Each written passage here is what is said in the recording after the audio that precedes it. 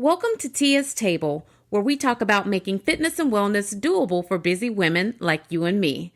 Looking for healthy meal ideas, workout motivation, and good conversation? Don't worry, I got you, girl. Sit back, grab a snack, and let's have some girl talk.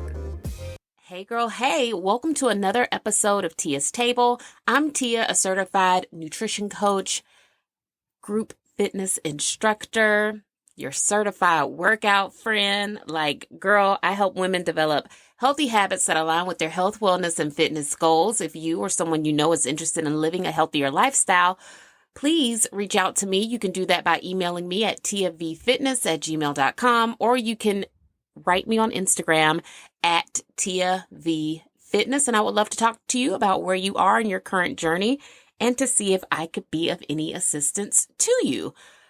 Girl, what is today? I don't know. It's June. It's a beautiful, I think this is June 12th. I think it's June 12th because I also do believe that it is Wednesday. Listen, I can't even remember the last time that you and I talked to each other. I think it was in May. But as we all know, that last month of school for kids is insane. Or at least it's crazy here where we live, where my kids go to school. There is almost either like a special day, a special activity, a field trip, or an event for parents to attend or something almost every school day in the month of May. And my children are still young. We're not talking about kids that are in high school or like a graduating senior. We're talking about children who are literally in elementary school and middle school, not so much, but like the elementary school that my children go to, they go up for the last month of school. And I did have a child who was a fifth grader crossing over into middle school. And when you're in the fifth grade, like it's even that more jam-packed with like events and activities and all of that. So by the last day of school, girl, like I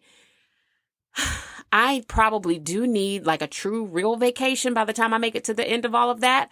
But the best I could do for myself this year was just take some time. When they got out of school, I said, I'm going to need a couple weeks just to regroup. Let me sleep without the alarm clock going off. Let me have a slow start to my day, experience some slow mornings. I'm not going to, overschedule us, double book us, have us running around all over the place. Nope. We're just going to have a nice, slow, beautiful, easy start to our summer. And then when I get my second wind, we'll be outside and in the streets. And I feel like I just caught my second wind today, which is why I'm calling you, girl. So before I fill you in on everything, let's talk about what's been on my table here lately. And I made this podcast outline like weeks ago before I realized I needed to go into a summer hibernation really quick. So we're going to have a double header for today's Tia's Table. When I originally made this outline, I was going to talk to you guys about these wings that I've been finding from Costco. I don't even know the brand of them, but I cook them in the air fryer. Now, you do have to cook them, I would say maybe like 5 minutes longer than what the directions on the package say. If you like a little crispy wing, something that gives fried, but it's not fried, you have to cook them a little longer. But when you do, like, girl, they are so good. And then you can toss them in the sauce that comes with them. We don't do that. We toss them in our own sauce, like our own buffalo sauce. But they are so, so good. I think they make like a buffalo variety and maybe like a hickory barbecue something flavor too. But the sauces come in little packets. They're not on the wings. So you can get the wings and then sauce them however you want. They are absolutely delicious. That's my first thing. My second thing was, and I think we've discussed this already, but just in case, because girl, I don't really remember, to be honest with you, Chipotle is still really that girl. And yes, we have spoken about Chipotle because now in this moment, I remember telling y'all about the tacos. Chipotle has been getting a lot of heat lately on TikTok for not filling the bowls. I personally think that it really depends on what Chipotle you go to, or at least that's the case in my area. Now, we just got a brand new Costco, and wouldn't you know it, is in the same shopping center as Costco. I haven't been to it yet. But the next time I'm in the mood for Chipotle, I'm gonna place my little order in the app, go through the drive-through, pick it up at the window, and we'll see what kind of portions that Chipotle is serving. I really don't understand the argument for, for the whole Chipotle thing, because on the one hand, I'm like, you can only fill the bowl so much. So how much food do y'all really want them to give y'all? Like, seriously. But then on the other hand, I'm like, do not give me a bowl that is basically all rice with like nothing else. If you eat there often enough, sometimes they do hit or miss. Now, there is a Chipotle location near me that I refuse to go to. I will drive to way on the other side of town to go to the other one before I allow that Chipotle to give me anything, because that one is notorious just for getting your order completely wrong. Not that they skimp on the portions. I'm just probably not going to get what I actually ordered. So I don't even fool with them no more. The Chipotle that has earned my trust, they get it right every time. It's a perfectly balanced bowl every time. And I'm hoping that the new Chipotle, because that would really be like the best one for me to go to. I'm hoping that they're getting it right over there. And they just opened, so they're probably getting it right now. And I probably need to try them before, because you know how it is when they first open. And then things tend to take a shift after that newness of being open wears off. So we'll have to see. So boom, that one. Now, the next thing, and this is something that I made myself, and I'm going to type up the recipe. I'm going to send it out in the newsletter with this podcast episode, because people have asked me for it on Instagram, and I'm like, ooh, it's so much to type. I guess I could copy and paste it to each individual person, but it seems like it's just easier to type it up one time and then just send it out in mass to my email list. And I haven't sent out an email, I know, in 2 months. So let me just get back in the groove of acting like I have a job, first and foremost. Listen, I saw the TikTok viral video of the cucumber pepper salad that has like a ginger chili dressing that you make, and people are sprinkling everything but the bagel seasoning in there too. And the salad looked incredible. Okay. It looked great.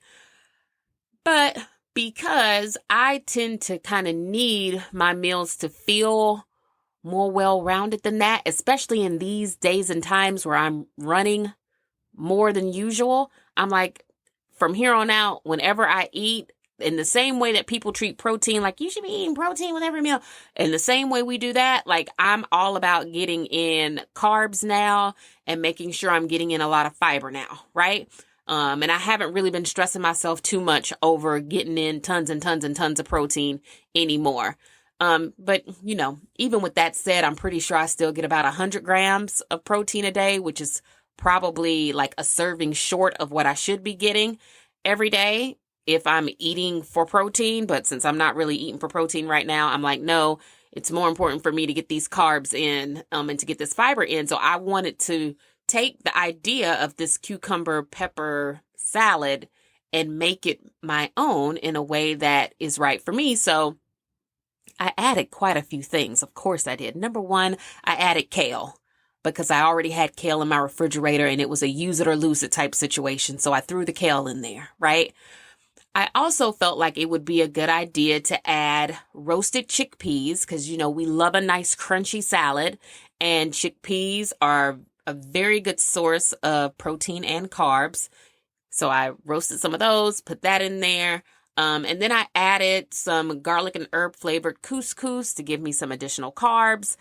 And that salad ended up being so good. I made a chipotle vinaigrette dressing. So again, and it's actually a dupe of the chipotle vinaigrette you get at Chipotle. That's where I got it from. But I made my own spicy vinaigrette, and I've been drizzling it over each bowl. And it has just been such a good salad. I ate the last little bit of it this morning with my breakfast because I've been eating it in a million different ways. I've had it for breakfast, lunch, and dinner at this point for the past day or so.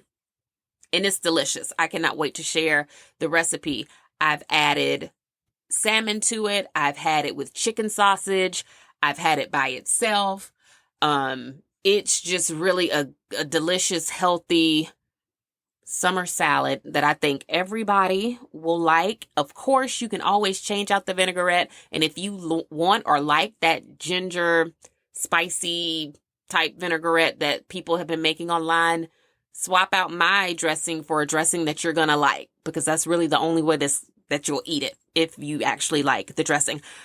I also saw on TikTok this morning that a girl was sharing like what she ate in a week, and she shared some type of like yogurt based salad dressing that she bought in the store, like it was packaged in the store. And later on today, when I go to the grocery store, I'm going to look for that. I mean, I have plain Greek yogurt in my refrigerator, and I could probably make my own, but I also like the idea of not of not doing that. So I'm going to look for that too, to see if we can't put ourselves on to like another good for you salad dressing that you can kind of eat guilt free. Because for the most part, all of the salads that we eat are fine. You could even have a salad that's got fried chicken in it, and the salad is fine. The fried chicken is not what tips the scale on that salad. It's literally the salad dressing that takes it from being like a 300 or 400 calorie meal to being like 700 or 800. And even that is not bad, depending on what you're tracking and how you're eating. So we won't even get into all of that. The main takeaway from this is I'm going to be sending out the recipe to that yummy salad I just talked about.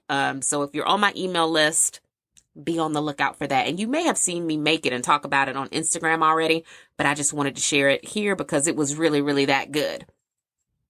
Now, where do we even begin with things? Let's first talk about the fact that I have been running and training for the Peachtree Road Race. I'm very excited about it because at this point, I feel like I'm actually ready for it in a sense. I think the last time we talked, I was debating about whether or not my new running shoes were going to work for me. I had purchased Hoka's. The Hoka's were $160. And they were on the other side of like Atlanta. They were a smooth hour from my house. And so I was like, ooh, do I want to take them back? Do I not want to take them back? But at the end of the day, the shoes just weren't working for me. I checked my receipt and I was past the 30-day window to return them. So I called the store and I said, hey, look, I live 50 minutes from you. I would have returned these shoes much sooner if that weren't the case. But these shoes just don't work for me. I can feel my ankles and my shins as I'm running. I just don't think, for a lot of reasons, mainly because the girl that helped me in the store that day convinced me that going a whole size up was the right thing to do. And even though I had my feelings about that, I decided to trust her. And from now on, moving forward, I'm not going to do that. When people are trying to talk me into something that I just have a gut feeling is like not right, I'm just going to say, oh, nope. Like, give me what I want. If y'all don't have what I want, I need to start being more comfortable with just walking out of the store, even if I drove 50 minutes to said store. Sometimes it's better to go home empty-handed than to go home with something that's expensive and wrong, right? So that's the lesson we learned there. Anyway, I go back to the store like a week or so ago. I get a new sales associate, which is amazing. And we exchanged the shoes. Her whole approach to finding the right shoes for me was completely different. I tried on like a million different pairs of shoes. Many of them I liked and I felt like could work, but ultimately I went with the Asics Gel Kayano 31. She said they had just gotten them off of a shipment like the day or so before my visit to the store, so they were brand new. And they're amazing. I went from not being able to run even like a quarter of a mile without having to stop because my ankles and shins would be hurting. And I kind of felt like something about, not that the shoes were making me run fast, because I don't think that's right. But I don't know. I just couldn't run. I just couldn't run in those shoes. And now with my new shoes, I'm able to run for what feels like forever, pain-free. And I don't know, like I've hit my stride. I definitely feel like I'm a runner now. I've got the runner's high. I look forward to running. Like it doesn't feel like a chore to me anymore. I've got the running vest. Y'all know I went to Amazon and bought all the gear. I've got to reposition myself on the floor here. My foot is going to sleep. Okay. Yes, I went on Amazon. I have all the running gear. I have the running vest. I have the snacks. Ooh, that's what I wanted to talk to you guys about. So when I exchanged the shoes, I went over to their snack wall and I just got several different snacks. And I was like, let's test these out and see if they work. The Honey Stinger products absolutely work. I've tried the gummies and the waffles, and I'm here to swear by them all. I will be going on Amazon and ordering myself a pack of each because they work. And I know they work because when I run, I've been running either first thing in the morning or very late in the evening after like the sun has cooled off a little bit. And I take the gummies or I eat a waffle, maybe within like 15 to 20 minutes of me actually making it outside to go run. And I just know that that's probably one of the bigger reasons as to why I can get out there and have the energy to run. Because first thing in the morning, I don't eat breakfast really before I go out. So my body is depending on whatever I had eaten the day before and is banking on me putting something in my body right before I run. So there's that.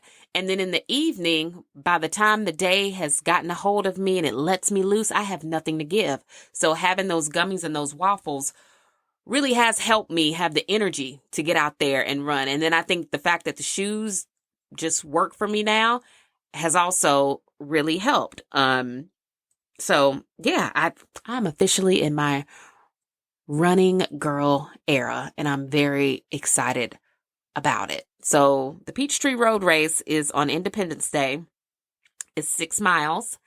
And for my next run, my goal is to do 4 miles. Now, initially, I know I shared I was using the Nike Run Club app to help me train for this. But there are a few things I don't think I enjoyed about that running program. And there are probably other apps and other things I could have pulled up to like start using instead. But at the end of the day, I'm like, no, I'm not paying for another app, number one. And number two, I'm like, if your goal is to run 6 miles, then one, you have to get out, you have to run, you have to start running. And then you just add a little bit of distance or time to each of your runs until you meet your goal. Now, of course, you have to give yourself enough time to do that, but I just kind of felt like I didn't need an app talking to me, talking over my music, no less. I didn't need an app talking to me to help me do that. I kind of felt like my challenges weren't even necessarily the running part of it. My issues were more so like troubleshooting my ability to stay out or stay in the run longer, right? Like I just needed to be comfortable because I knew I could run. I knew my heart and my lungs could do it. I just needed to figure out how to get my body to be able to do it too. So I think fixing my form, eating the right things, having the right snacks, definitely having the proper shoes, all of that has helped. And the only other thing that I'm going to do for running is try out this KT tape that I found on the clearance rack in Kroger. It's basically kind of like a sports bra for different parts of your body. So like your arms, your ankles, your knees, you can literally put this tape anywhere. And it is supposed to help you with your muscles not getting, let's say, ass sore while you're working out. So it claims to have some type of technology in it that turns your body heat into infrared energy to improve your cellular oxygenation, which basically means maybe if you use this, you won't get as sore. So we'll give it a shot. I'm definitely skeptical. I'm skeptical. But if anything, the little area right below my knee, I'm like, I think that could definitely use some support. And I think my right ankle could use a little bit of support. So I'm going to try it. I'm going to try it and I'll report back and let you know if I felt like it did anything. I'm hopeful that it will, but ooh, girl, we don't know. We just bought it because it was only $8 on the clearance rack in Kroger. That clearance rack gets me every time. I check it every time I go to the grocery store, and I definitely buy whatever is over there that I feel like is something that I might want to give a shot, but just not pay full price for it. So we'll see. We'll see. Next up on my list of things to discuss was the fact that my area is getting a new Pilates studio, and it's a reformer studio.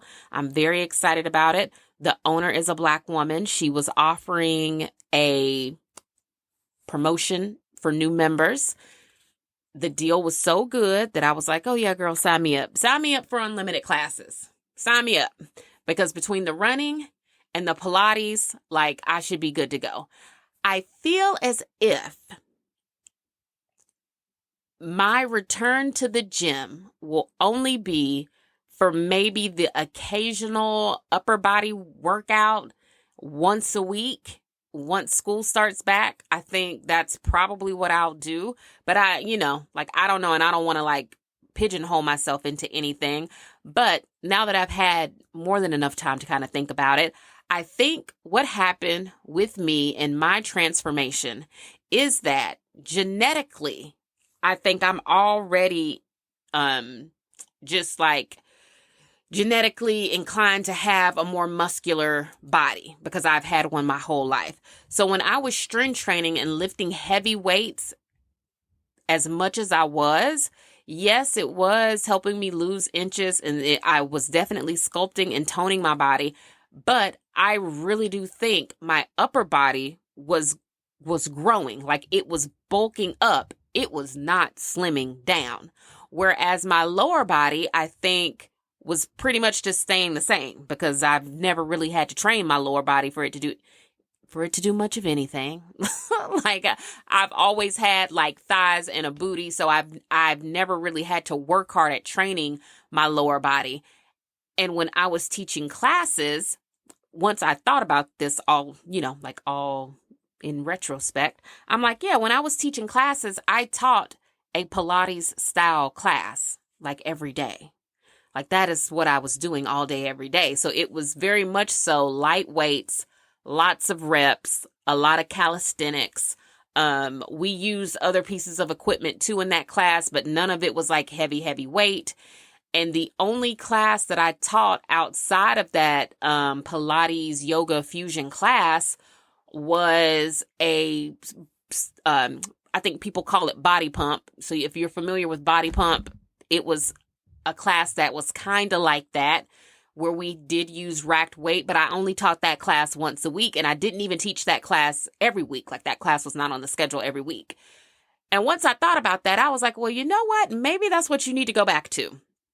You might need to go back to like the Pilates style of working out to see how your body responds to that now, because clearly lifting heavy weights, the way that I was doing it, like Monday through Friday, was fine. Like it definitely got me results. It just wasn't the results that I think I was going for. I'm real, because sometimes people will say, well, girl, what do you want to look like? Like what else do you want?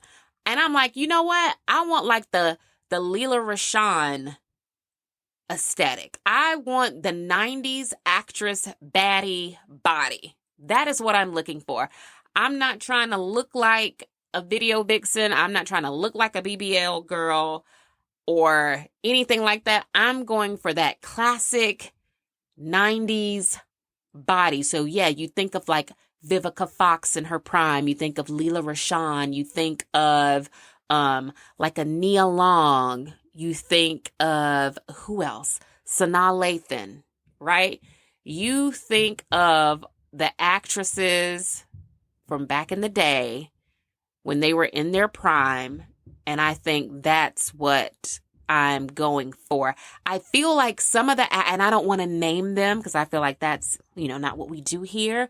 But I feel like there are actresses out there that are still acting right now from back in the day. And I feel like back in the day, they had one type they had a different body type back then than they do now.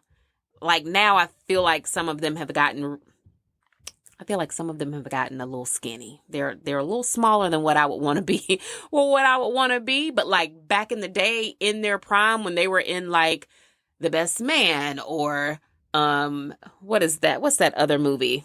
What is it? The Wood, The Brothers, those kind of movies. Look at the actresses in those movies. That is what I strive to be. Feminine, toned, but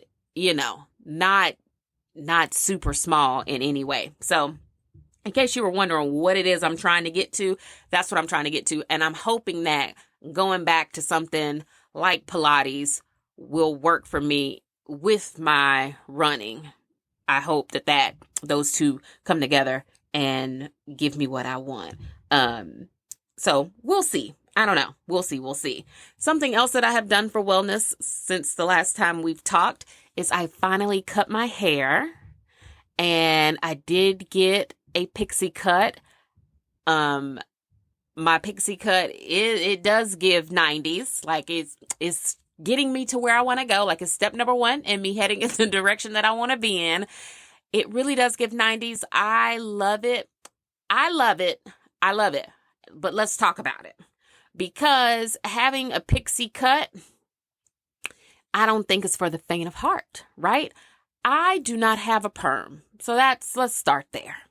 I don't have a perm. So when I go get my hair done, it's really just, for the most part, it's for the vibes, right? It's for the vibes. I go, I like going. It's a great way for me to have someone else look at my hair and like give it the attention and like the love that it needs so that it can grow back and hopefully grow back stronger and thicker than it was before I cut it. So like that's the goal.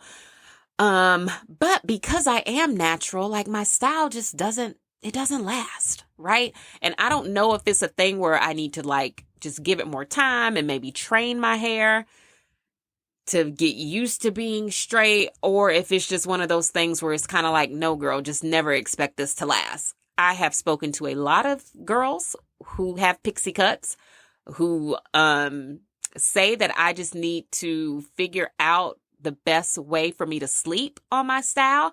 And I'm like, no, I kind of feel like it's not the sleep. Even though I'm doing everything that they've told me to do, I'm like, I don't think it's the sleep part that's getting me. I really do think it's the fact that any amount of moisture. So like if I sweat in my sleep, which hello, sometimes I do that now. If I sweat in my sleep, then yeah, when I wake up, the top of my head and like near my forehead will still be perfectly straight. We're all good there.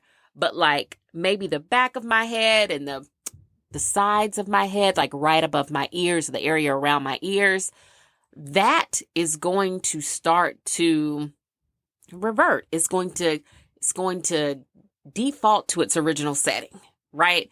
As soon as I sweat in my sleep. And because of that, I'm like, on the one hand, I like getting my hair done. But on the other hand, it's kind of like, girl, I don't know if it's worth it. Like, I don't know if it's going to be as worth it as maybe I thought it would be, because my styles truly don't last past 2 days. And that's 2 workout free days, right? So I might work out before I get my hair done. But then certainly the next day, I try not to work out. I try to use it as a rest day so that I can have some chance of like keeping somewhat of a style. Now, on day 2 of my hairdo, I am still able to get my own flat iron out and kind of like touch it up, and I can like try to make it work. But even then, that's like 50-50. Like until I get used to curling my hair again and like practicing my technique with that, even that's really not hitting the way it does, of course, when the stylist does it for me on day 1. So I've just got to figure that out. I have been kind of thinking about doing it myself. Like I've been watching a lot of TikTok videos of girls with pixie cuts that have natural hair, and they mold their hair, they sit under their own dryer, and then they're literally doing their own hair and it comes out great. And I'm like, maybe I could try doing that. Because right now I know for a fact if I get my hair done on a Friday, let's say, if I were to go out on a date Saturday night, like I don't know what my hair is going to look like. Now, I do also know and realize that I could also wear it natural. And I've been using the Pattern line of products, the Tracee Ellis Ross products, and they work really, really well on my hair. So I use the shampoo, the light conditioner. I have her mousse and I have her shine spray. I have been doing that with some of the Camille Rose, like curl jelly stuff that comes in a pump bottle. I don't know the exact name of the product, but I've been using some of that too. And even with that, on day one, when I first shampoo my hair and like put the products in, like my hair is so shiny, my curls are so juicy, and I get compliments on my hair when I wear my hair like that, especially if I happen to like mold it and do the mousse part like just right so that my hair is not like flat to my head, but it's also not like giving curly fade. Like it's somewhere in the middle. That's a sweet spot. And whenever I hit the sweet spot, I know it because people will stop me and they will be like, oh my God, I love your hair. And I'm like, yay, great. I got it right today. Right. So, I don't know. I'm just kind of rambling, but I say all that to say I'm getting used to figuring out what works for me with that hairstyle. And I'm getting used to not having, braids going down my back. I'm getting used to not having a bust down. And one of the revelations I've had recently with the whole pixie cut thing has been very different than it was in the past. So typically when I have had to like do a big chop in the past, I think it's always come at a time where I really didn't want to do it. Like getting the big chop was something like I had to do, not something that I wanted to do. And then I'm just like, oh gosh, now I got to wear earrings. I got to put on makeup. I got to do all these things because I don't have any hair. But now that I'm 40 and I have cut all of my hair off, I look at myself in the mirror some days and I'm really like, you know what? This is not bad.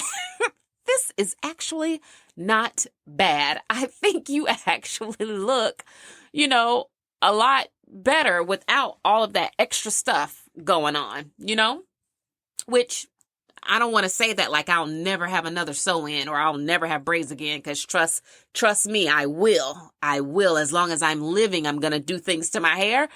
But I'm just saying in this particular season of having super short hair, this time I feel like I have just embraced it a lot better. Like I just really enjoy having my short hair. It hasn't been something that I've had to think a lot about. Like obviously, like I'm still learning the styling part of it, but I don't know. I just like myself a whole lot better this time around with short hair, and that's made it like really fun. I have also tried to start wearing like lipstick, because now I also realize like, oh, when your face is like out all the way with no hair like dangling all over the place, when you don't wear a lot of makeup or when you tend to do like supernatural makeup, your face can kind of fall flat like on camera, right? So I have learned that too, like, oh, you're going to have to start buying lipstick and then actually wearing the lipstick when you go to events. So when people are taking pictures, you have some type of color like warming up your face. That's something that you don't necessarily have to do when you have all that hair, because the hair is the moment. So you could always kind of like downplay the makeup. I never really felt like I had to like do extra with my face because the hair was always the moment. But now I'm like, oh no, I can definitely see where wearing lipstick is probably a good idea, so that I'm popping up when I have to take photos and things like that. So I've been trying to do that too. And I don't know, I think it's been great for like my stress level to not worry about my hair anymore. I think the last time we talked, I was considering doing Nutrafol or like doing something, and I just decided, you know what, let's just cut our hair and give it a chance to grow back and see what it does. And if we find that even when it's growing back in, it's still not doing what it used to do, then we will make choices about taking something to see if we can make our hair a lot thicker. I did have my well woman visit like a day or so ago, and I talked to my doctor about perimenopause and the symptoms and that my hair fell out and like all these things. And I asked her, I was like, so I cut all my hair off because my hair shed to the point where I basically had length but no hair. And I just need to know when my hair grows back in, like if I decide to grow this pixie cut back out, am I going to get the fullness that I used to have? Or am I going to basically just regrow another head full of thin hair? Because I kind of really need to know that. Because that'll determine what type of decisions I make about hair moving forward. And she was like, girl, I'm not even going to lie to you. And I'm certainly not even going to hold you. Number one, it's a 50-50 chance that the hair that you used to have, you'll never see it again. She was like, so go ahead and just accept that. She was like, if it comes back, then that's great. She was like, but if you never see that kind of hair again, she was like, this is why. She was like, but also when you think about perimenopause or menopause in and of itself, she was like, if your hair thinning is the worst thing that happens to you through that whole thing, you would have won. Because then she asked me what other symptoms did I think contributed to me thinking that I'm going through perimenopause. And I was like, oh, definitely like the sweats. I was like, and I know, oh, well, I can't say that because I don't know if she wants me to share that. But I said, because I was about to say like, oh, I talked to somebody and blah, blah, blah, blah, blah. But yes, I said the sweats, and I don't sweat all the time. Like I don't get hot all the time. But when I do, I am like warm and I will sweat, right? But it doesn't happen all the time. It's not every day. It doesn't keep me from living life or anything like that. I said the sweat, I said the fact that I feel like my personality or like my mood just isn't what it used to be anymore. I said, I'm typically like an easygoing girl. Like I don't really get bothered by much of anything. And I'm pretty much the same every day. I said, but lately I noticed that sometimes stuff gets on my nerves. Like I feel like I'm entering into my season of no nonsense. And so not that things are bothering me. I'm just like, ooh, like, ugh. a lot of things, way more than I normally would be. So I feel like my mood and my personality is changing a little bit. I get hot. My hair definitely fell out. It thinned out. And I said, and every now and then I'll get a headache. And I used to never get headaches. Like I was not a headache girl. But every now and then, like I'll get a little headache. And to that, she said to me, even if that is what you'll experience as far as perimenopause and menopause goes, she was like, Miss Smith, you're still winning.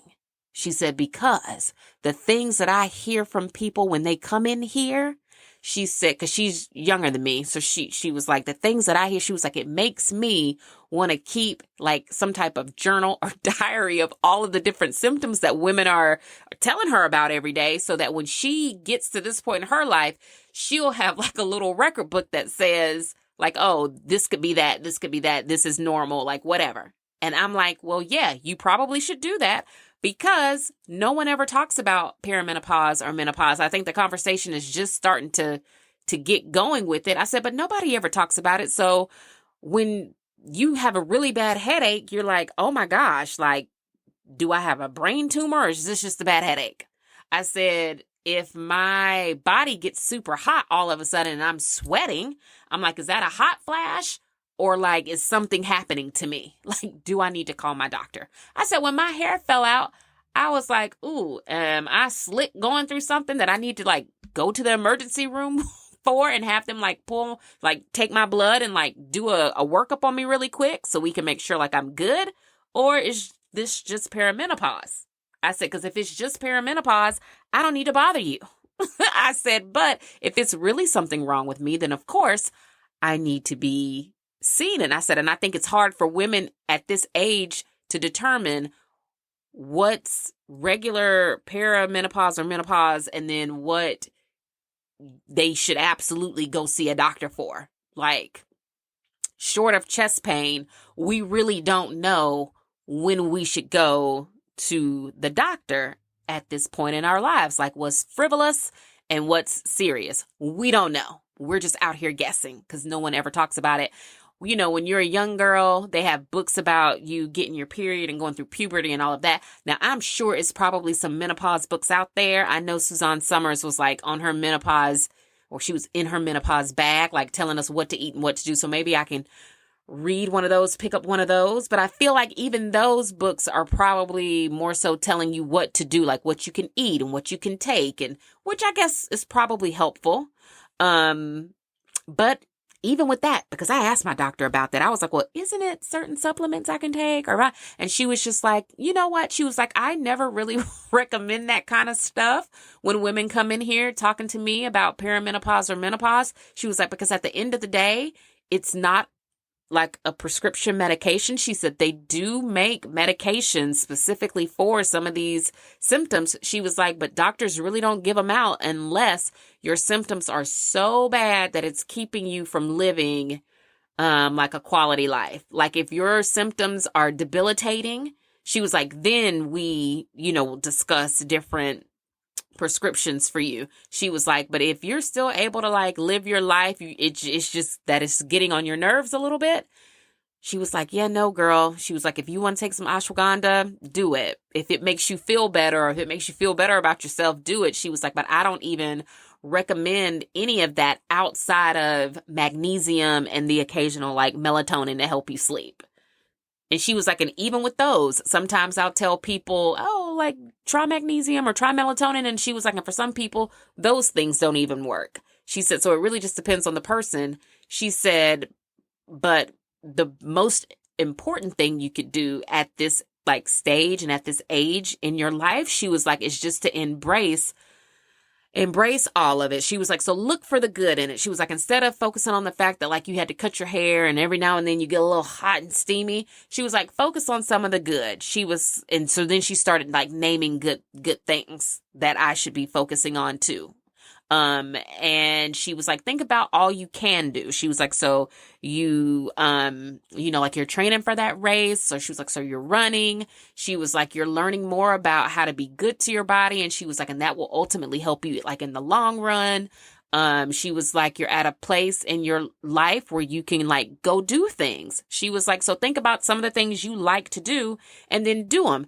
And she was like, even when women think that they're doing enough to like put joy like in their lives, she was like, you're not doing enough. She was like, you need to live your life like, like as big and as lovely as you can, to the point where it feels a little excessive, like almost. She was like, like obviously she's like, don't go broke. Don't be spending your child's college fund trying to like live your best life. She was like, but whatever your budget and your life allows, your time allows, your family dynamic allows. She was like, think about all the things you want to be doing. And she was like, and then think about them bigger than that. And she was like, somewhere in the bigger is where you'll find that if you're living and like operating within that space, the occasional headache and the occasional hot flash, or the fact that you had to cut your hair, she was like, all of that will seem very minimal to you. She said, and she finds that women who are truly like living in that space tend to deal with their peri and menopausal symptoms a lot better. And I personally believe that is because they're probably just not focusing on it. They're focusing on, like she said, like all of the great, amazing, like joy-filled things that they're doing. And they're not like sitting around thinking about the most recent hot flash. So it was very enlightening to me. I took a lot from that conversation with her, because a lot of it I needed to hear, and not that I got any type of remedy for anything that I'm experiencing, but I think just the life advice of start doing all the healthy things because it's for your greater good, like for the internal workings of your body, and focus less on like the aesthetics of things. She was like, and I know it's hard to like switch your mind, because up until this point, because when you're young, she was like, when you're young, all you think about is like what you look like, right? And your appearance and your outfits and all that stuff. She was like, but if you can like try to do the work to start shifting that, And these are things we already know, right? Like you should be working out for your heart and your lungs and your bone density and being able to like pick yourself up if you fall. Like we know that stuff, but I guess since we don't truly work out and eat well with that being the primary focus all the time, it does take some work to be like, let me shift how I'm thinking about this. So, because if I take the focus off of like weight or what I look like or whatever, I don't know, maybe even that whole fitness journey thing will frustrate me a lot less. So I don't know, lots to unpack there.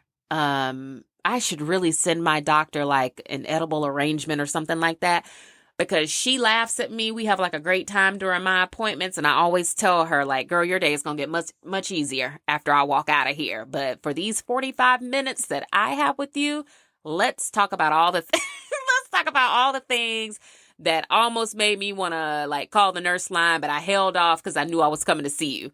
And she was patient enough and nice enough to let me go fully down my list of things. And at the end of it all, at the end of my appointment time, she was like, girl, you're fine. Get out of my office. You're fine. Get out of here.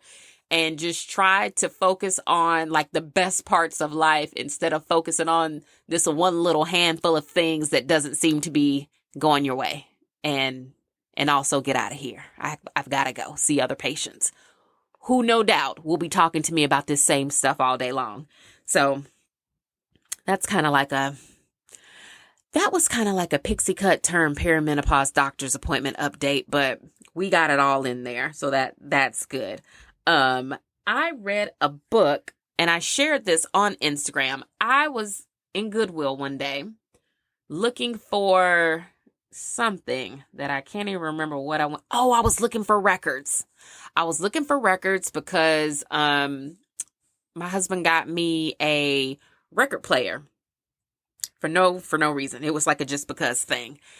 But he got me this record player and he got me Cowboy Carter to go with it. Because just to make a long story short, one day we were watching or looking at something and he was like, oh, why didn't you get the vinyl? Like you buy everything else she put out. Why didn't you get that? And I was like, oh boy, because I don't have a record player. So why would I buy records without a record player? I see fans do that and they like hang the records on their walls. I was like, and as much as I love Beyonce, I'm not decorating no room in my house like around her, right? So no, I personally don't see the point in buying records when you don't have a record player. And I guess he said to himself, oh, well, say less. Let me buy you a record player and I'm going to get her the record and she's going to be real happy when it comes in the mail. And I was, right?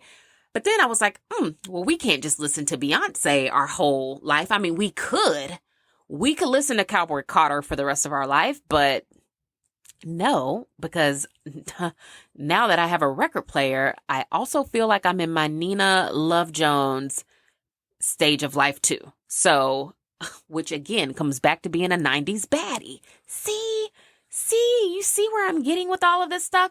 So I was like, of course I need records. Like I need records. So I went to Goodwill to try to see what old school records I could maybe find.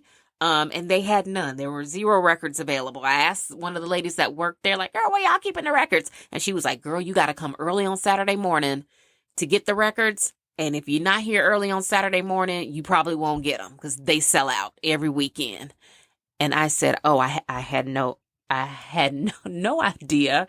And the likelihood that I will be up, dressed and out of my house and at another location that's not the airport early on a Saturday morning is very slim. So I'm probably just going to start missing y'all altogether. And I might just have to just outright buy these records and that's fine. So that's how I ended up in Goodwill. But since I was in there, I was like, well, let me look at the books. Because, girl, if you're not going to listen to no music, you can read something. So I'm scanning the books and I come across this book that on the cover, it says Your Healthy Best, Guide to More Healthful Living, Basics on Fitness, Nutrition, and Stress Reduction for a More Positive Lifestyle. And it was published by Blue Cross Blue Shield, their federal employee program, I guess, because that's on the cover too, in 1986. Well, I guess it was written in 1982, but maybe it was copyright in 1986. Either that or they have more than one version. One 1982 version and one 1986 version. But either way, it was written by a man named Dwayne Carlson. And I tried looking for this book on Amazon because I was going to post a link to it and put it in the email or maybe share it on Instagram. And when I went on Amazon, I want to say they only had like one copy of it being sold. And so I felt like that was a little unfair to put that. And the book is only $2 on Amazon. So I'm saying that here, just in case you hear this and the one copy is still there, when you go to type it in, you can get it. Now, I haven't looked it up on Audible, but I'm almost certain the book will not be on Audible because I also did a Google search for it to see if anyone else was selling copies of it, and I just couldn't find it anywhere. So, I'm sorry about that, but the book is very short. I say all that to say the book is short. It's only 5 chapters. It's got some really good quizzes and just questionnaires in it that help you kind of determine where you are as far as your own fitness journey goes. And then it guides you very gently into living a healthier life. And now at first I was not going to go through this book chapter by chapter and give all the tea from it because I thought I was going to be able to post a link and let everybody go get a summer read for themselves. But since it's not for sale anywhere, girl, we're just going to go through this book and I'm going to give y'all all the tidbits that I think really helped me. Keep in mind, I read and I listen to a lot of fitness related things, right? Right now, I'm listening to a book on Audible about running a marathon, as a woman, how to train and eat and all that to be a marathon runner, right? I am certified in a lot of different things. I read a lot of textbooks. I listen to a lot of lectures and I take in a lot of fitness content. I say that to say, out of everything that I have ever read, this 5-chapter book by Blue Cross and Blue Shield is probably one of the best things I've ever read. And I got it from Goodwill for $1.91. And I wish they were still making the book because I think it would just be super helpful to everybody. Mainly because it takes us all the way back to the old school way of looking at living a healthy lifestyle. It makes it so easy. I know that there are tons of books out there right now that talk about habits, habit building, habit stacking, how to develop good habits. I even help people develop good habits, right? Using habit stacking and all of that, right? The book takes it back to the old school, tried and true way of looking at your life, looking at your health as more of a wellness journey and not as a fitness one, which I think is just incredible. It talks about eating. It talks about working out. It talks about stress reduction. It talks about putting all of that together to live a healthy lifestyle. And then it talks about how you maintain it and how you progress towards your healthiest, best life. So that's a little intro of the book. We will break the book down all throughout the summer, but if you're able to do a Google search and you're able to find a copy, maybe on eBay, because I didn't look on eBay. But if you're able to find a copy of it on some other used book website or anything like that, definitely consider getting it. Like I said, the one and only copy I saw on Amazon is only $2. And I think it's probably worth way more than $2, to be honest with you. But it's worth it. So if you find it, buy it, and we're going to break it down all throughout the summer because I think it's going to be super helpful for a lot of people as we, get back into our routines once the summer is over and everyone goes back to school. Any more life updates from me? We're, taking our annual beach trip here pretty soon. I'm super proud of myself because I have not bought anything for this trip, which is new and very grown up of me to not feel like I had to go buy anything. Last week, I did try on all of my swimsuits, my mommy friendly, kid-friendly family vacation swimsuits. I tried on all of them. And you know what? When I tried on those swimsuits last week, I said, you know who probably doesn't get enough respect or like the attention they deserve? Cupshe. Why don't we ever talk about Cupshe? Cupshe. Why don't we talk about them all that much? I know people love to buy swimsuits from Shein because they're not expensive. And that way, if it's like which I know, don't come for me with the whole fast fashion waste conversation. Please don't. Because all of that is true. But it is also true that sometimes when you're taking a trip, you probably need X amount of swimsuits and you do not want to spend $1 million on swimwear. I looked at a lot of different swimsuit companies because I get the ads for them now on my Instagram. And I'm always taken aback when I look at a cute swimsuit and like the bottoms are $98 and the top is like $125. And I'm like, why? Why? It's not even a handful of material. You're gonna get it wet and or dirty or sandy, and it's nothing special about it. Like truly, most of them are solid color triangles, panty-like bottoms, more or less, right? Why? Like, why is that even a thing that they would cost that much? That is why people go to Shein and like Pretty Little Thing, because you can get something real cute that works and it's like, it costs nothing, really. Now, if you want to do like a step up from Shein or like Pretty Little Thing or like whatever, I recommend going to Cupshe because let me tell you, and I have maybe like a week's worth. I know I do because I tried them on. I have a week's worth of swimsuits from them. And every single one of them is cute. Every single one of them fits right. Every single one of them gives a little something like style-wise. And I have no regrets. And they're good quality. I have worn and washed all of those swimsuits more than once, and they still look great.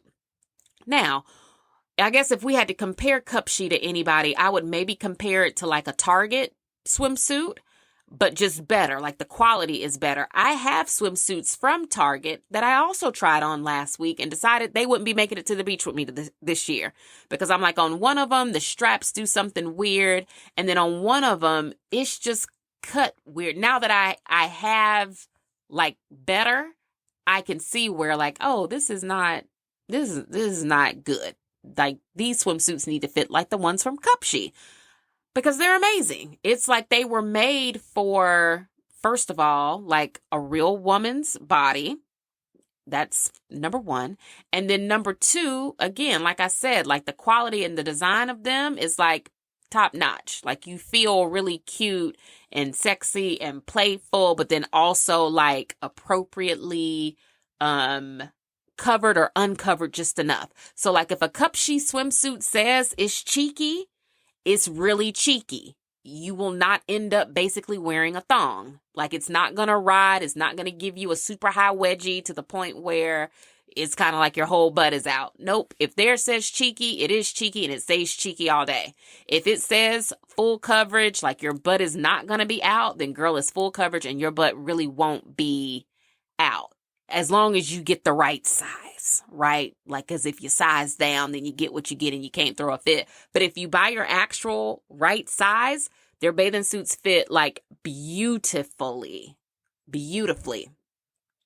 So that's my like campaign of the summer. If you're looking for swimsuits and you're looking for like those mommy friendly swimsuits that just aren't going to let you down, that look, I would say that there were some of them. Like you got to pick the right ones because, there are 8 million thousand swimsuits up there and some of the prints are a bit much. But if you're like me and you tend to go for like that resort, laid back, like chill look when you're at the beach, you're not looking for lots of crazy prints and colors and all of that, go to Cupshe and they've got several. You can get you a good all black because we love an all black swimsuit, right?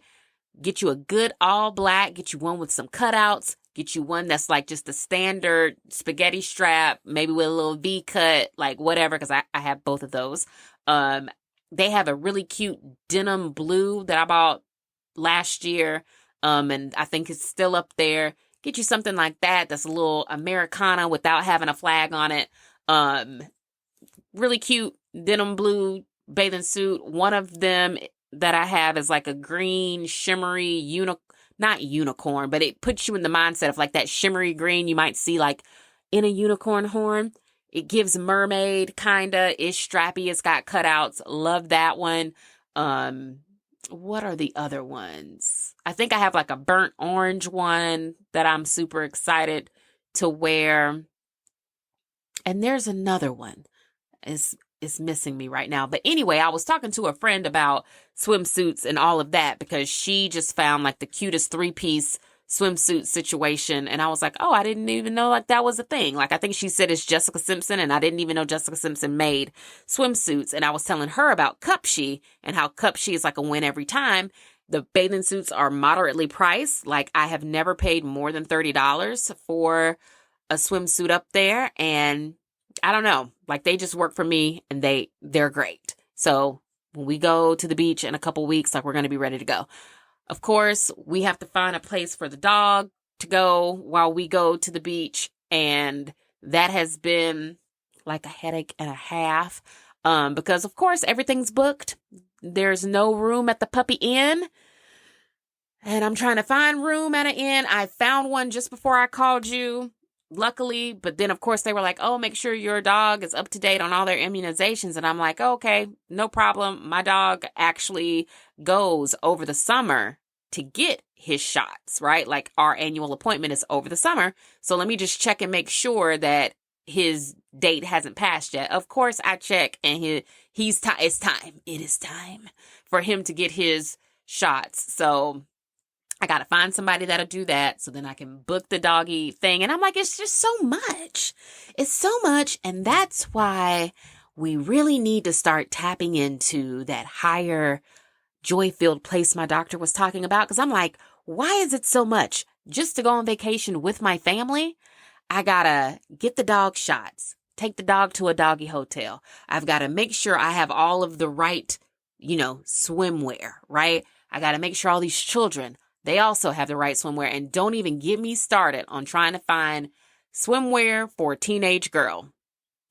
Because let me tell you, I don't know what happened to the juniors department. I don't know why people stopped selling like bathing suits for people who are no longer little girls, like little babies in elementary school.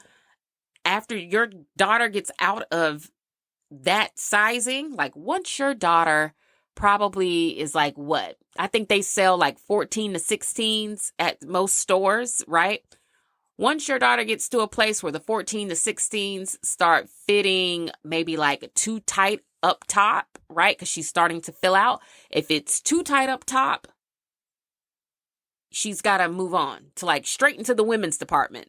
Not, where are the juniors? Why aren't y'all selling like boy shorts anymore? And that's why people go to Shein. It takes me right back. That's why people go to Shein. Because when you go up there, they have everything. But like if I go into Target or Walmart right now, I don't know what's going to be in there. But based on what I have been finding on the apps, they have nothing for teenage girls that I think teenage girls at the age that my daughter is, like she's not 16, so she's not like fully embracing like all of the changes just yet. Like a part of her still definitely wants to like have fun, get in the water, but she very much so is like, but I don't want too much of my body like being out because that's weird, right?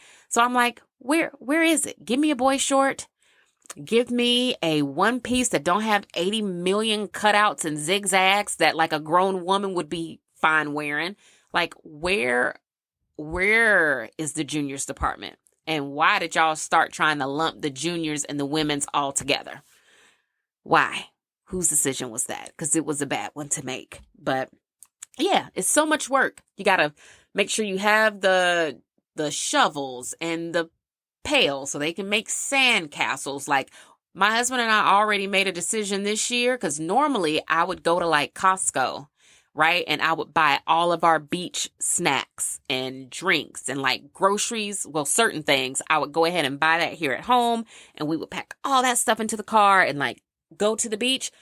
And this year we made like the executive decision. We were like, nah, this year we're packing clothes. We're packing shoes. They can get a snack for the car. Like when we stop to pump gas, everybody can pick out something that they want to have in the car with them. And when we get to where we're going, we will go grocery shopping. We will buy all that stuff on the other side. Whatever is left over after our week at the beach, we will be more than happy to bring it home or like let it be their snacks for the car ride home. But we're not doing that no more. Like we've gotten a little wiser. Every year we do something different that benefits us. Like maybe 3 or 4 years ago, like was it during COVID? I think it might have been during COVID where we went to the beach, or was it in 2021? It doesn't matter. But like a couple years ago, yeah, I think it was 2021 when we went to the beach. I had like the wagon because my kids were still fairly young. So I'm like, oh, it's beach day. Let me load the wagon with all the things, and like this will be perfect because I saw this on social media, and the packed wagon, the moms say, is the way to go. Okay, well, when you load a wagon with like a cooler and snacks and sunscreen and your tote bag, and like the wagon gets heavy. The wagon gets heavy, and I guess I had not quite thought about the fact that one of us, which is not me, would have to drag that wagon from the car to wherever we were going to set up shop on the beach. And I hadn't thought about the fact that maybe dragging a wagon in the sand was like going to be difficult and hard and strenuous labor. I hadn't thought about that. I didn't know, because you don't know what you don't know until you know. And so after that summer, once we parked the wagon and we like set up shop on the beach, my husband said, we're never doing the wagon again. Like the wagon is never coming to the beach again. And once we got back home from the beach that particular year, that wagon got parked in our garage, and it has not moved since. Hasn't moved since. I haven't had a reason to bring it out. Maybe if I go to Jazz in the Park or like some outdoor concert where they allow things, maybe I'll get to use the wagon then. But no, he deaded the wagon like in the moment. He was like, never again. Like, you will never do this to me again. And I said, that's fair, because I'm not the one pulling the wagon. But like, I remember that year he had a like I had loaded so much stuff for that trip. He had on a backpack. He had the wagon. And then of course the kids walking in the sand in the hot it was just not a good look. Like as a collective, it was just not a good look for my family in the moment. But then once we got to our little spot and we, like got everything out. Oh, I had chairs that year. Oh yeah, I remember. It was a lot that year, and he was over it. And he was like, I'm never doing this again, because he was pulling the wagon. It was chairs in the wagon too. It was a lot. And so if you fast forward to now, like last year, I think I still had chairs, but we did not have the wagon, obviously. And I made everybody kind of like carry their own thing, and we got to the beach, posted up shop. This year, like he has already said, we're not grocery shopping on the front side. We will grocery shop when we get there. And last year when we left the beach, he was like, next year, I want you to leave these chairs at home. He was like, I will rent every person in this house their own chair and their own umbrella. He was like, put it in the budget. He said, because that's what we're doing. He was like, I'm not carrying another thing out to this beach next year. So now we've pretty much gotten to the point where I'm, for one, excited to go, because I'm like, oh, that's less for me to figure out on the front side. I don't have to worry about packing anything but the clothes and the toiletries and like the things. And that should not be very difficult, as long as the bathing suits that I ordered online for my daughter when they get here on Saturday, as long as those fit and she don't have no complaints, like we're in the clear. But the shipment of swimsuits that's coming to my house will be the third shipment of swimsuits that I have tried for her. Like I have bought bathing suits and returned bathing suits twice already. So the third time has got to be the charm. And then when we get back from the beach, it'll be time for me to run the Peachtree Road Race.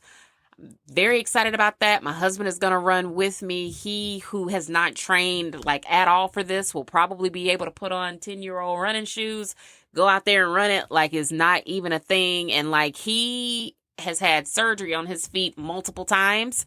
And the fact that I know even with his problems with his feet that he will still be able to go out here and do this low-key kind of frustrates me, because isn't that the life of a man? Like, where are the challenges?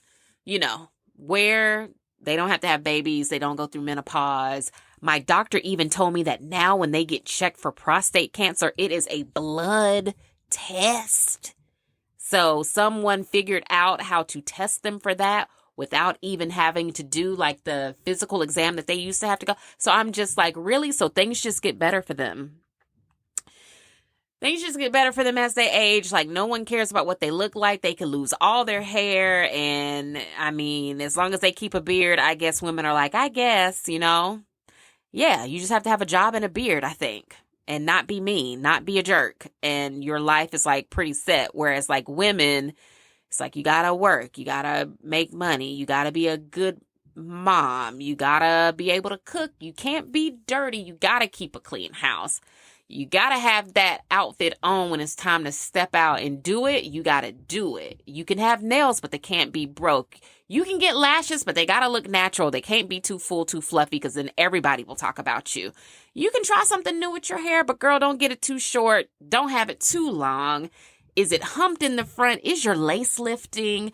Your braids look kind of old. Did you think about getting a touch-up before you went on vacation? Ooh. That girl goes to the tanning bed. She looks too tan. She's borderline orange. She needs to back up off of that. Did that girl get a BBL? No, she didn't, but I think she did. She looks great. Oh, but her BBL is not good. Does she work out? Is she on Ozempic? If she's on Ozempic, she should tell people. She shouldn't keep it to herself. If you're working out and you're eating right, I need you to tell me exactly your workouts and your meals so that I can do it too. Or at least I can tell myself I'm going to do it, but then I'm really just not going to do it. I just want you to tell me what it is that you're doing. Are they taking another vacation? Like, how can they afford that? Is everybody in credit card debt? Who has a job? Who doesn't have a job? Who's doing this? I'm like, it's just too much. Being a woman is so much. We deserve all the nice things. And I feel like men literally get to skate through life doing the bare minimum. Truly, hardly anything is required of them, I feel, other than going to work and paying bills. Ooh, let's slide into the random relatable part of this phone call really quick. So I don't know if you follow Monet McMichael on TikTok. I do, because she's just the cutest little sweetie pie. She has all these different partnerships with perfumes and sunglasses, and I don't know. She's an influencer, so she goes on the trips. She has the influencer house. Like, she's super close with her mom. She seems like a sweet girl. She has a nursing degree, but by the time she graduated with her nursing degree, she was like, I really don't need to be a nurse. I can just do this and let's just see where this goes. So it's like, it's great. She has a boyfriend who I think was already like an influencer before they started dating. I think people like knew him. I didn't know him until he started dating her, but like, I think people knew him. I think he was on a TV show or something like that.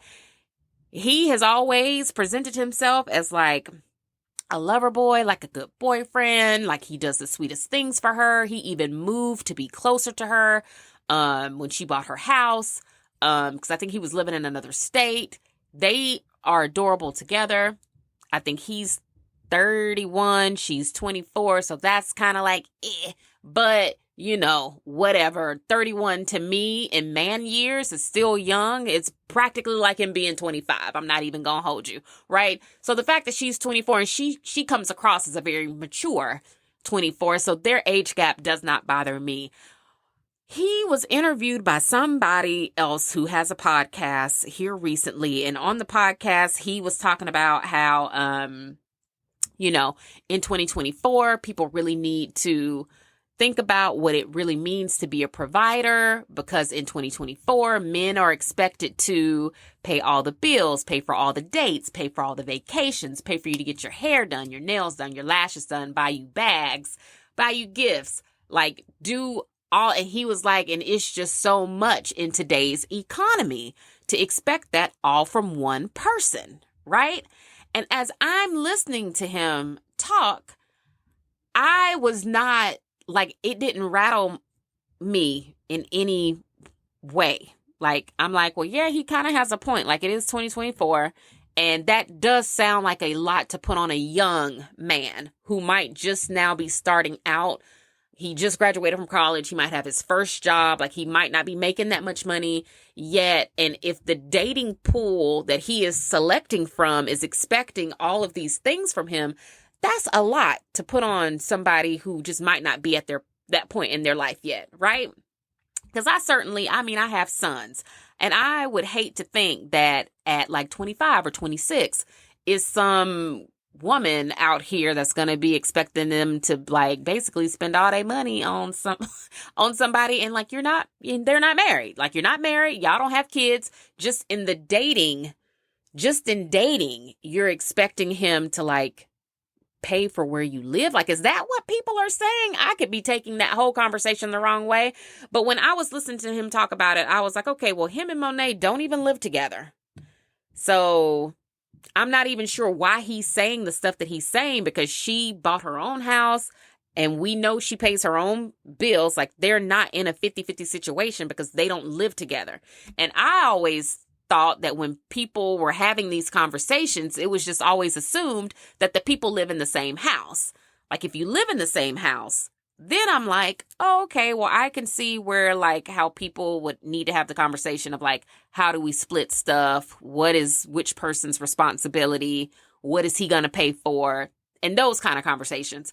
But if y'all are just dating and you have your own place and he has his own place, am I hearing this correctly? When y'all are thinking that he's going to pay for his place and all of his bills and your place and all of your bills too. And then when y'all go on trips, you want him to pay for that too. And then I think a man should always pay for the date. Like, if I were single, I would not I'm not paying for a date. Like, you're either dating me or you're not. Because if I'm paying for this, then I'm dating myself, which means I don't need you. So like, if we're dating, I think, yeah, the man should definitely pay for the dates and possibly vacations, but I don't think I would expect him to pay like my rent or my mortgage if we were just dating, like we're just boyfriend and girlfriend. No, because yeah, I don't know. But the comments from everybody have very much so been like, they think he should be like financing Monet's whole life. And we know Monet is like a millionaire, if not a multimillionaire. We know she's like a self-made baddie. Like, she has earned all of her money herself, like, and she has a good life. So I'm like, yeah, I don't know. Someone correct me if I'm just wrong in that assumption. Because to me, the 50-50 conversation and who pays for what and how we break down things shouldn't even be a thing until we are like engaged and we know we're about to live together under the same roof. Then I think people should start talking about like stuff like that. And then I think even then, do whatever works for you. Do whatever works for you. You won't get any judgment from me. But I think where men really need to just like shut it a little bit is, I'm like, you probably can ride that wave of that lady like compromising with you or doing whatever. But the second another human being comes out of my body, I'm really going to need you to do more because I've done enough. I literally have grown humans, and then I bought them from my insides to the outside. And if I am, and women tend to be, and I know it's not like this in everybody's family, but women tend to be like the go-to parent, the primary caregiver. Like, we do a lot of the brain work to make the things happen. We plan the meals. We know when we're about to run out of toilet paper. We know when you got to sign somebody's permission slip and when to send the money for the field trip in. We keep the schedules. Like, we do a lot of the unseen work of like making the family work. And I think when that is the case, you've got to kind of chill out a little bit on also expecting that lady to pay for stuff you need to be paying for. Like, yes, I do.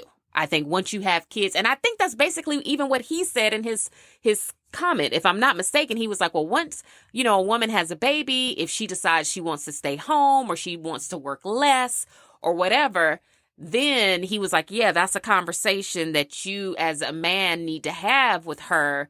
So y'all can talk about like nothing about what he said seemed off to me, but because of the overwhelming comments of him being like, what do they call it? Like a drizzle. I think because he did come for the sprinkle lady. And I think that's probably where he messed up. I think now that I'm talking to you about it, I think had he left out his little like jab at the sprinkle like lifestyle or the sprinkle lady, he probably would have been okay. But since he came for her, I think, yep, that's what it is. That's what people are taking issue with, because what he did is he came for basically like the kept woman.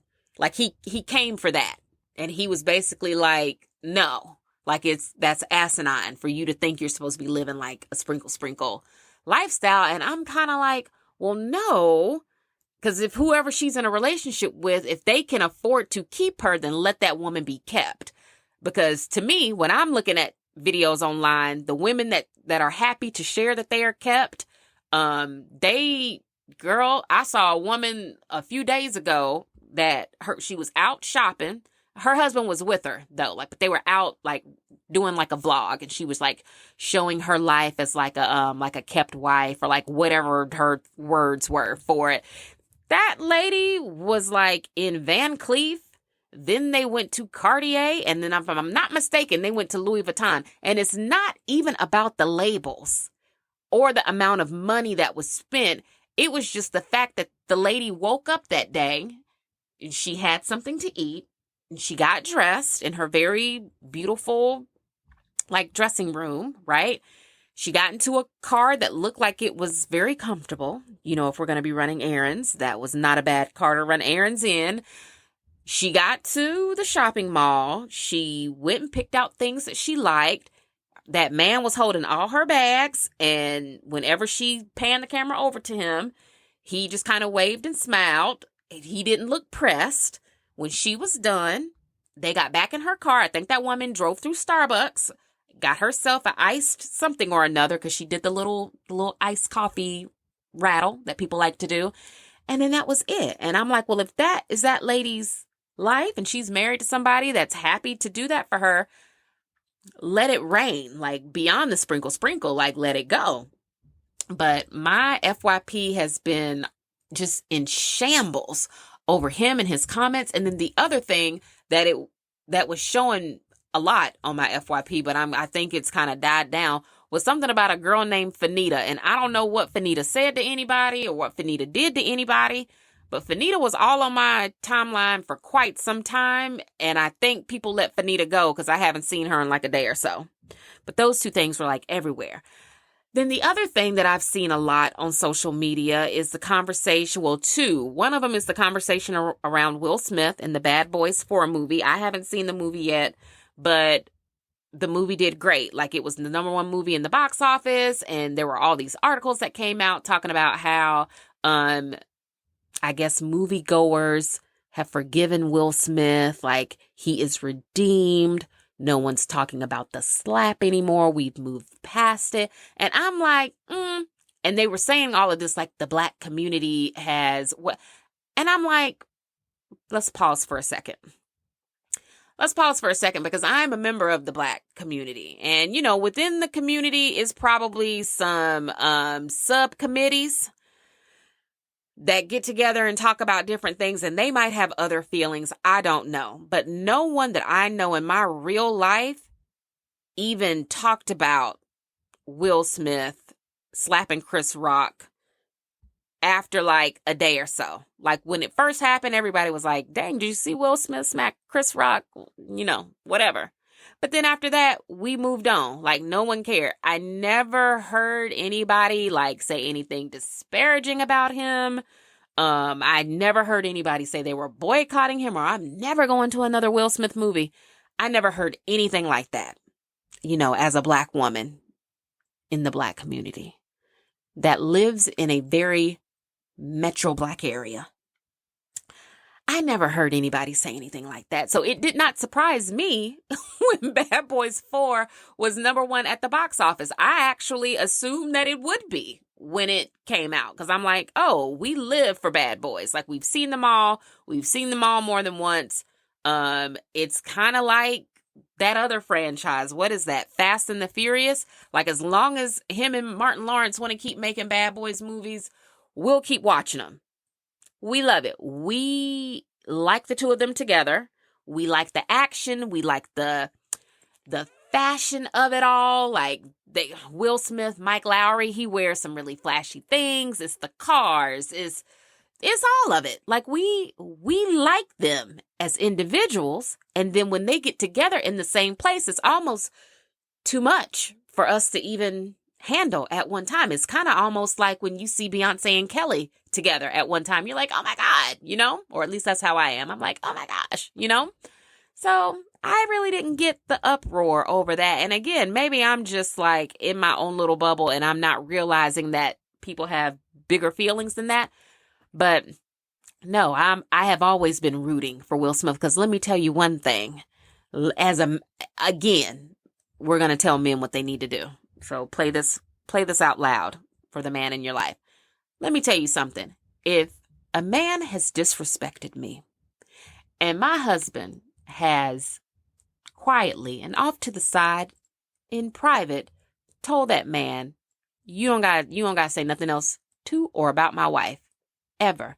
And if that man said, okay, yeah, I can get with that. I'm going to leave your wife alone. I'm not going to tell no more jokes about your wife. You don't have to worry about me putting her in no more punch lines. I'm going to keep your wife's name out of my mouth. And then you get on a world stage like the Academy Awards and you proceed to tell a joke that you didn't have to tell about my wife after you and I had agreed that you just wouldn't do that anymore. You deserve to get handled where you committed we won't call it a crime, but you deserve to get handled where you thought you was going to be real big and bad at. You know what I'm saying? Like, in the same way, which I don't live by this creed, but I hear people say it all the time. Like, if my child acts up, I'm going to deal with them where they act up at. I don't care where we are. Same thing goes for that, I think, And I think people are acting like Will Smith gave him like a 2-piece. There were no fists. No one was bleeding. Like, it was a moment where he said enough. Because when I gave you a verbal warning, you acted like that wasn't good enough for you. Like you weren't listening. Now I have to show you because I can show you better than I can tell you. And what I can tell you is that you might go on to tell another joke about my wife or even about this situation, but I bet you won't do it in her face again. Like you won't disrespect her and try to embarrass her. Because that's what happens. Like he tells the joke and then the camera pans to Jada, who then has to look like she's kind of like unbothered or maybe she has to fake a laugh or like whatever. And it's kind of like, no, we are all in our no-nonsense era on behalf of me. And if you're not there yet, vicariously live through me. Because if that were me, I would expect nothing less than for my husband to get up there and smack somebody. If he disrespects me, you better handle him where he at. And I'm sorry that happened to be at the Academy Awards. If you didn't want to get smacked on stage while you was at work, on a world stage, and you should have kept your mouth shut while you was at work on the world stage. Like, stand up. Let him stand up for his wife. And their relationship, as interesting and unusual as it may be, it clearly seems to work for them. They are still very much so married. So if he wants to stand up for her and not let some man say horrible things about her in front of the world, then I feel like that is his right as a husband. And I bet you Will Smith be paying all the bills. I bet you he do. I bet you he probably still pays all of the bills for that first wife too. And it's not because he's got Will Smith money, although I'm sure it helps. I'm sure it helps. But something about him, and because I read his book, so I feel like I kind of, but something about him and like the way he just is makes me think like, oh yeah, like he's definitely like the kind of provider that is not going to allow you to talk crap about his wife, like in his face too. Like, and had Chris Rock done that and Will just kind of sat there and took it and like patted Jada on her knee and been like, oh honey, it's okay, y'all would have been talking about him then too and been saying he was like a wimp and like all this other stuff. So please, no one cared about him slapping Chris Rock. That's why everybody went to the movies and saw it. The only reason we didn't see that slave movie is just because we don't like slave movies. If anyone who's not black is listening to this and you're thinking to yourself, well, when he did that movie for Apple TV, like y'all didn't blah, blah, blah, blah, blah, blah, blah, blah. And it's kind of like, well, we don't watch slave films and we don't know how many times we got to tell y'all that. I think 12 Years a Slave probably was the last one where y'all got us. We ain't seen a slave movie since then. You really got to push us and we got to be in the mood to watch The Color Purple, the old one and the new one, right? So please,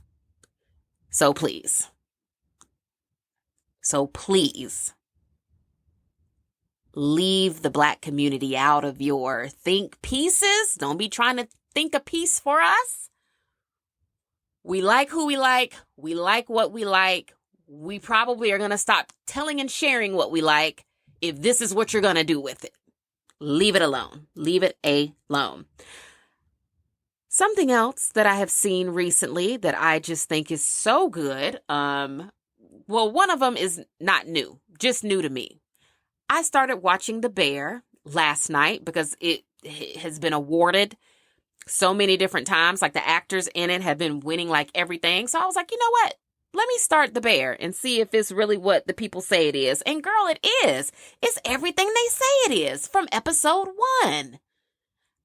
It is so good. And I don't know what I thought the show was going to be about before. I guess I really didn't have any preconceived ideas about what the show was going to be about. But I love it. I love the plot. I love the storytelling. I'm only on episode 5, but like, I love it. The only character on that show that makes me want to throw something at my very nice TV is Richard, the best friend of, I don't know, is this going to spoil it for people? But Richard, I will say that. He's the only one.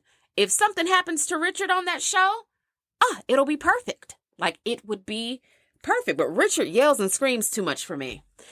And that wears me out. But other than that, love the show. Highly recommend. I'm watching it on Hulu. And if you watch it on Hulu, there are no ads. Like, I've been able to watch it just straight through with no problem. So I'm watching that. Love it. I also started Your Honor, which is on Netflix. I guess it was a Showtime show, but now it's on Netflix, and I love it too. Very interesting show about a judge whose son is involved in a hit and run and kills another kid. And then the story just kind of goes from there. I don't want to spoil too much about it either, but it's very good if you like that kind of thing. And something interesting that I saw on Netflix is I guess they're bringing back Suits. When I was watching TV last night, the little banner on the Suits photo said new season coming or whatever. Some type of announcement was up there. So I don't know if Netflix is rebooting Suits, which would make sense to me because they had the Suits cast at the Emmys or something, some award show that I was watching. They allowed the people from Suits to do like a little skit. I think they did a presentation. They presented an award or whatever. But anyway, I think they're bringing that back. So we love to see that show coming back because it's good. I also watched the Ashley Madison documentary that is on Netflix. That was very interesting to me. I remember when all of that happened, but I guess I didn't know all of the intricate details of it. So if you like documentaries and you remember the Ashley Madison like website hack scandal thing, you might really like that. I also watched the Reading Rainbow documentary. We love LeVar Burton. We love how he made us all fall in love with like reading. And it wasn't until maybe last week that I kind of identified for myself what my challenge is with reading consistently. My challenge with reading consistently is the fact that I don't think novels are necessarily for me. I love a good novel. Like I love good storytelling, but I don't think it's my first choice of things to read if it's going to hold my attention and like make me want to pick it up every day.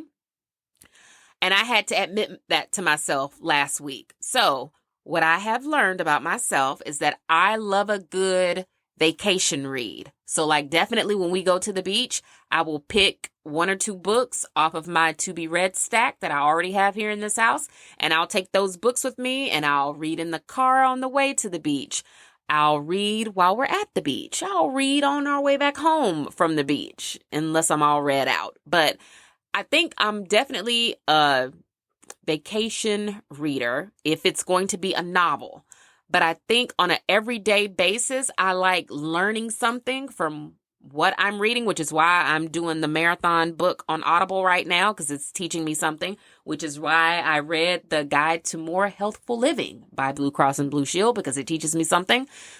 And it's why I read all the books that I read, or it's why the books that I actually start and finish tend to be not necessarily self-help books, but they're just books that I feel like I learned something from, because I really don't like woo self-help books.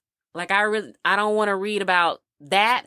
But if it's something that I feel that kind of blurs the line of being self-help but also professional development, I will read that because it's just interesting to me. Like habit forming, behavior change, of course, anything that's related to women's health, fitness, wellness, all of that stuff I find to be super fascinating and interesting. So I will read that stuff with no problem.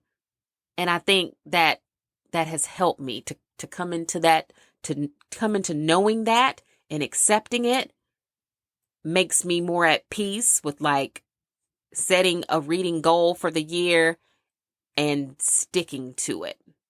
Because now I know that it's not the fact that I'm not a reader. I was just trying to force myself to read all of the wrong, not that they were wrong things, but it was just things that I'm just kind of like, It's got to be a really good book for it to be a page turner for me. And like Kennedy Ryan, I feel like her books are really good page turners. So I'm saving Before I Let Go. Wait, no, not Before I Let Go. What is the name of her most recent book? This Could Be Us, maybe? I don't know. But whatever the newest Kennedy Ryan book is, I'm saving that one for the beach because I know it's probably going to be a page turner and I won't be able to put it down. And that's fun to read, like while your kids are playing with their daddy in the sand and the sea, right? So I'm going to do that. I really want to get back into baking, and I think I'm going to do that the second half of the summer. I really want to learn how to make my own pasta. My daughter loves fettuccine Alfredo, and I feel like if I was able to make fettuccine pasta myself, that would really elevate that and take it to another level. So I want to start getting back into like my cooking hobby too.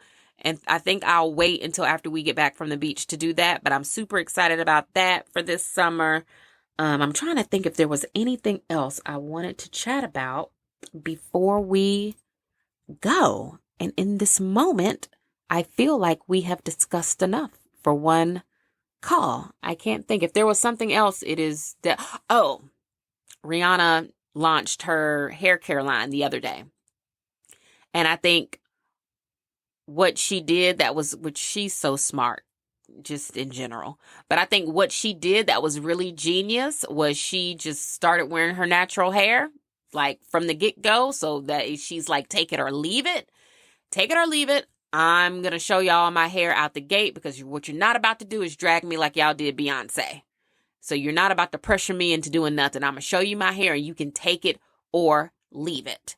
And the comments in and surrounding that to me have been very interesting too, because I'm like, why do y'all act like all Black women have the same hair? Like, well, not we, because I'm not doing it, but why do some of y'all do that? And maybe this is something else you can message me about to help me get a better understanding of it. But why is it that you think that these celebrities that put out these hair care lines are like all of them are supposed to have hair like cascading down their back? When we know the women we see every day in our everyday lives, the majority of us just do not, unless we have bought said hair. Not only that, but when you go to a store that's like the beauty supply store or Target or Walmart or wherever you're shopping for your shampoo, conditioner, hair care, styling products, you will pick up a bottle of Shea Moisture. You will pick up Mielle Organics. You will pick up As I Am. You will pick up literally any hair care product that you have heard like actually works and does what you needed it to do. And I don't think you ever sit there and think to yourself, like, man, did Carol's daughter have long hair going down her back? Or the woman that actually started Carol's daughter, like, does she have hair that I want to emulate? Like, when y'all go and you buy coconut oil or you buy gel, you buy Eco Styler, like whatever, do you say to yourself, oh, I wonder if the person that made this edge control, like if they got slick edges, or do they have edges at all? We don't know, because we haven't seen them. We haven't seen their edges, so we don't know. So I'm just trying to figure out, why are these celebrity women being held to a different standard? Because at the end of the day, yeah, they might be celebrities, but they're still, they are like us. No Kendrick. They just like us, actually. When it comes to certain things, like you can't escape the genetics, and all of us have different DNA. So some of us might have big, huge heads of hair like Tracee Ellis Ross. Some of us might have hair cascading down our backs like Solange and her sister. Some of us might have like little curly, teeny weeny afros like Rihanna. Some of us might have beautiful long locks. Some of us might have the flattest, best, no lace wear bust down you've ever seen before in your life, and you don't know if it's a bust down or if it's the girl's real hair. We don't know. But I think that is what's so beautiful about being Black, is that literally today, right now in this moment, I'm talking to you and I have a pixie, right? That's almost short of being a low top fade. Like when my curls tighten up, I really don't have much hair at all. I could have this right now, and tomorrow when you saw me, I could have the 30-inch. It could probably also be blonde. Then on Sunday when you see me, I could probably have something that looks like knotless braids, right? I probably could. Now, would it be actual braids or wig or knotless wig braid thing? We don't know. We don't know, but I could do it and no one would bat an eye at it, because that, I think, is one of the best parts about being a Black woman, is that you can have locks today and a silk press next week. Because, I think you got to comb the locks out, so you probably need a little bit more time. But the point that I'm making is you can have whatever hairstyle, hair condition, texture, like whatever that you want, whatever is growing out of your head is already like phenomenal enough that we don't need to put the added pressure on each other to to prove anything to each other. Like if you're going to put your name on a bottle of something and sell it, then just let the girls do that. Like y'all buy perfume. And that's a huge thing right now. The whole perfume thing. For the life of me, and this is what I mean when I say I'm in my no-nonsense era, when I'm watching those Get Ready With Me videos or any video where she's like, oh, and I'm spraying on my such and such perfume. Okay, yeah, I think it's one thing to like show the bottle and be like, oh, whatever. But I'm like, but girl, we can't smell it. Like, I don't get that part of the videos because I'm like, we can't smell you. But if one of your favorites, like, for example, Jackie Aina just released a line of fragrances, right? She just released a line of fragrances, and I guess y'all just assume Jackie smells good because she's always talking about notes of this and notes of that, and when she says it, she makes it sound really good. But have you smelled Jackie? I mean, I haven't. I don't know her in real life. We would just have to assume that, like, oh, if she puts it out and puts her name on it, it's going to smell good. And maybe people just assume it's going to smell good because she also sells candles. So maybe y'all just go from that. I'm just trying to figure out where the disconnect is about the girls that do the hair care lines. Like, if Rihanna wants to sell y'all hair products, why just isn't the fact that she has been a style icon for decades just enough for you to be like, okay, because when she made that makeup, y'all didn't say nothing. Y'all didn't say, well, oh, because when you see her face, you see that it's beautiful. So I guess the makeup didn't need to be validated. But for whatever the case is with hair, people are like, oh, I want to see her hair. I want her hair to be like this before I trust her with my hair. And it's like, well, you buy all that other crap from the beauty supply store that's probably not even owned by Black people, and we won't even get into that. But you'll buy that stuff from them, and you don't ever say, like, who owns Free Tress? We put their hair in our heads all the time. You go get braids, you're putting that stuff in your hair. You don't know. You don't know. You don't know what you don't know, and you don't even ask because you don't even care. Because when you're in the beauty supply store, you're just trying to look good for whatever it is you got coming up in your life.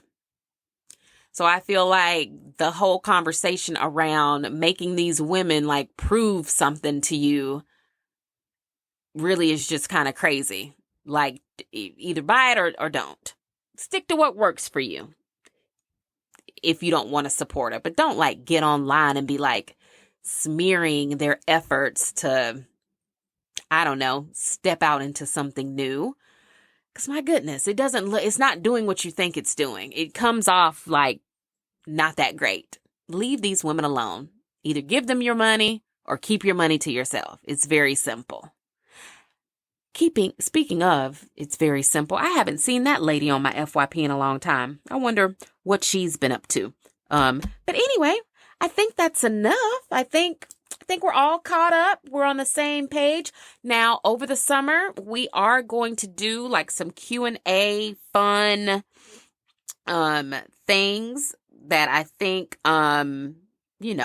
we can all kind of learn and benefit from. And I'll do the Q&As at the end of our calls.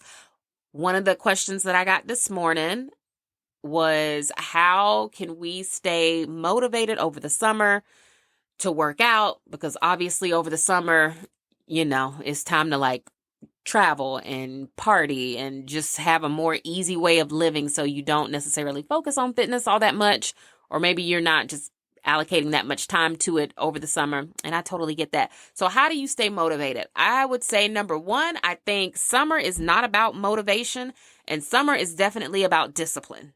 Summer is definitely about doing it even when you don't want to, because no doubt over the summer you have better things to do. And if that isn't enough for you, or if you don't like that answer, because that's like the cliche answer, oh, it's discipline, it's not motivation. If you don't like that answer, then the next best thing I can tell you is, if you stop working out over the summer, then come the holiday season, you're going to have a problem on your hands. And you really don't have enough of a buffer between summer and the holiday season to do anything about however you might regress over the summer. So let's say you don't work out all summer and you drink and eat and you just have a great time, and that's great. That's fun. That's like what life is about, right? So we're not saying that's a bad thing. But let's just say like you eat what you want, you drink what you want, and at the end of the summer, let's say you've gained like 15 pounds, like not too much, but just enough for you to notice it and feel it, right? Well, at the end of the summer or when the weather changes, depending on where you live, that could either be in September or October. Well, we know Halloween is basically the start of the holiday, and I say that with bunny ears, like holiday season. Can you realistically lose 15 pounds between September and Halloween? I mean, I guess it's possible, but you would have to do some very extreme things and put yourself under like unnecessary stress to do it. And because of that, I personally say that should be enough of a reason for you to stay motivated to work out, because you don't want to have to go back and basically have a day one during another time of year that is also full of just a lot of like food and drinks, because from Halloween to New Year's Day, it's, like it's a challenge to keep all of that balanced out for yourself. So that is how I would say you stay motivated over the summer. Hopefully that is helpful. Hopefully we had a chance to catch up, that we all enjoyed this call. I know some of it was a little rambly, and I hope that's okay. Remember, when you're out, say something nice to a woman, make her day. Don't compete, don't compare, don't complain. What God has for you is for you. Never knock another woman's hustle. And I will talk to you guys really soon, like before you even realize it. I will be back. I'm so glad it's summer. Love you, girl. Bye.